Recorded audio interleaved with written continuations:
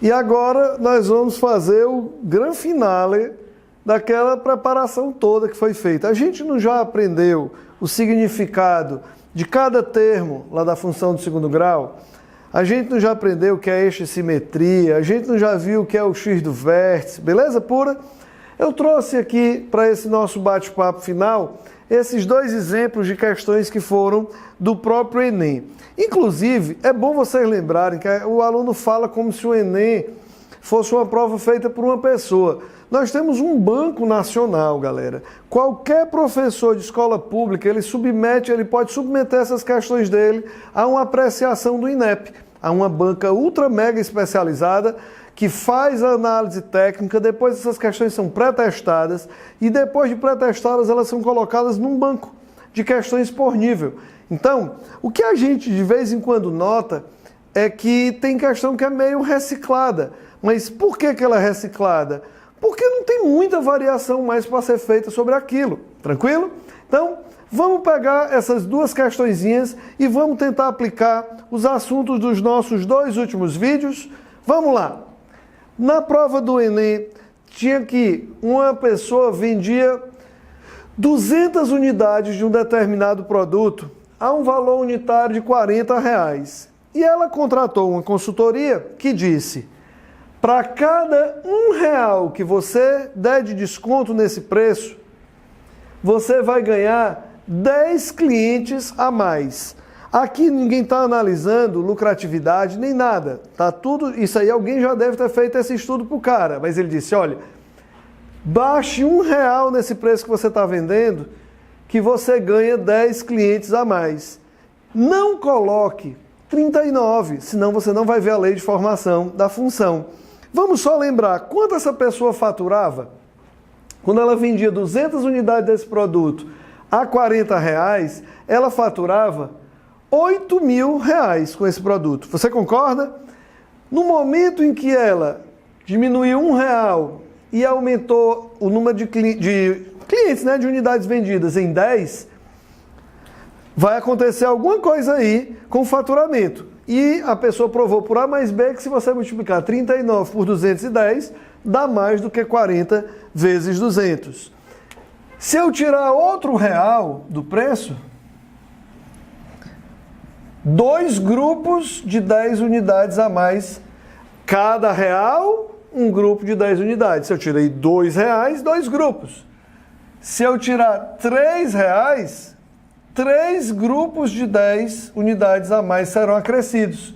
Seguindo a mesma linha de raciocínio, se eu tirar X unidades, X reais do valor, eu vou conseguir vender X vezes 10 unidades a mais.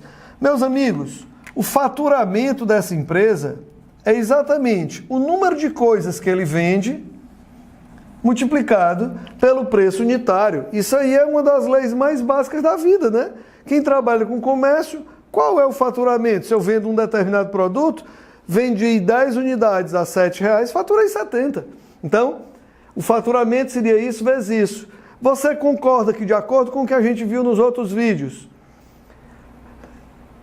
isso aqui é uma função do segundo grau? Então, ó, 10x vezes menos x daria menos 10x2. Mas não precisa você desenvolver, não. O que é que eu preciso para fazer a analogia dessa minha questão? Eu preciso saber quem são as raízes dessa função. E para eu saber quem são as raízes, eu preciso saber quem faz a função ser igual a zero. Ou seja, eu precisaria resolver essa equação do segundo grau. Ah, e como é que eu vou? Não já está aqui. Para que o produto de 2 termos seja igual a zero, ou o primeiro é igual a zero, 10x igual a menos 200, x igual a menos 20, uma das raízes, ou 40 menos x igual a zero, x igual a 40, a nossa outra raiz. Amigos, eu já tenho as raízes, ó, menos 20 e 40. Qual é a concavidade dessa parábola? Só os x, ó, 10x multiplicado por menos x vai dar menos 10x2. Essa nossa parábola tem a concavidade para baixo. Meus amigos, toda parábola possui um eixo de simetria. Qual é o desconto que eu devo dar para... Era esse o pedido da questão do Enem. Qual é o desconto que eu devo dar, qual é o X que eu devo tirar desse valor unitário para produzir um faturamento máximo. Meu amigo, ele está perguntando quem é o X do vértice. E o que é que o X do vértice representa para a gente? Não é exatamente o ponto médio das raízes? Menos 20 mais 40, 20 dividido por 2, 10. Só para poder ficar tranquilo, observe. Se eu tirar 10 reais, eu vou vender a 30. Quantas peças eu vou vender? 10 vezes 10, 100, mais 200, 300 peças. E 300 peças a 30 reais vai me dar um faturamento de 9 mil. Você lembra que lá no começo o faturamento era só de 8 mil? Cara, matemática compreendida é algo do outro mundo, cara. E aí eu queria te convidar para fazer essa outra que também foi do Enem. Vamos lá comigo? Ele contava sobre a história de um cabeleireiro que no seu salão ele cobrava um valor unitário de 10 reais. E ele fazia mensalmente 200 cortes de cabelo. Quanto ele faturava com esses cortes? 2 mil reais. Com esse tipo de produto, 2 mil reais. Aí ele disse, eu estou achando que está muito barato. E o que é que ele resolveu? Ele resolveu aumentar R$1 no preço. Na hora que ele aumenta da mesma forma que desconto atrai cliente, aumento afasta cliente. Vejam como até a linha de quem bolou essa questão é similar à outra. Quando a gente aumentou R$1 no preço do corte, diminuiu o número de clientes por mês em 10 reais. A pergunta dele é: qual o valor que ele deve cobrar no corte para ele ter o faturamento máximo? Hoje ele percebe 2 mil reais, 200 cortes a 10 reais. Combinado? Então, vem aqui comigo.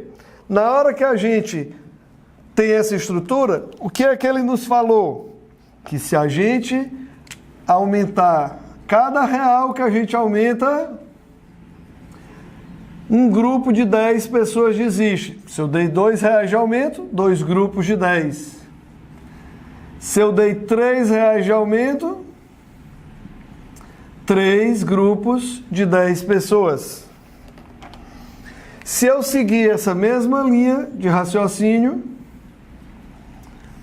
quando eu aumentar X reais no preço, eu farei 200 menos X vezes 10 cortes. Qual vai ser o faturamento desse cabeleireiro? O faturamento é o produto do valor do corte pelo número de cortes. Vamos dar uma limpada aqui na questão anterior para a gente poder finalizar o nosso raciocínio. Sem esquecer, não adianta fazer questões sem compreender a teoria. Esse vídeo faz parte de um conjunto de vídeos onde a teoria foi explorada anteriormente e agora você faz só esse baita desse fechamento, ok? Quem seriam as raízes dessa função? As soluções dessa equação. Raiz é quem torna a função igual a zero. Para um produto de duas coisas ser igual a zero, ou a primeira é zero, x igual a menos 10, ou a segunda é zero, que vai dar 10x igual a 200, x igual a 20. Meus queridos, se eu já sei as raízes, poxa, a concavidade dessa parábola, multiplica apenas os x, porque a felicidade aparece, ó. Jesus chegou? X vezes menos 10x, menos 10x2. Nós vamos ter uma parábola com a concavidade para baixo. As raízes dessa nossa parábola são menos 10 e 20. Concavidade para baixo. As raízes da nossa função menos 10 e 20. Toda parábola possui um eixo de simetria. Uou! É o grito do Tarzan. Está aqui o nosso vértice. Então isso aqui seria o nosso x do vértice. Sem equação. É a média das raízes, é o ponto médio. Menos 10 mais 20, 10. Dividido por 2, 5. Meus amigos, o máximo desconto que ele deve dar é de R$5, porque quando ele fizer isso, olha que barato, 10 mais 5, 15, 5 vezes 10, 50, 200 menos 50, 150, 150 vezes 15 daria 2.250. Você lembra que ele faturava 2.000? Então, olha só, você achou qual o valor de X, qual o valor do aumento em reais que ele deve dar para garantir o maior faturamento. Estudar matemática, como eu tenho sempre batido nos nossos vídeos, é interpretação. Matemática com decoreba não rola. Matemática com bizu não rola. Matemática com mágica não rola. Matemática rola com interpretação, compreensão e bom senso. O que é que eu desejo a você? Bons estudos. Desejo a você uma prática legal, excelentes provas que você venha fazer e, se puder passar adiante o endereço dos nossos canais, a gente agradece. Para não perder o padrão, sinaliza lá no sininho, aciona o sininho que toda vida que tiver vídeo novo entra. E não esquece de se inscrever. A gente nota que tem muitas visualizações, mas às vezes dá uma grande força para a gente a sua inscrição. Ok? Um abraço e até o próximo vídeo.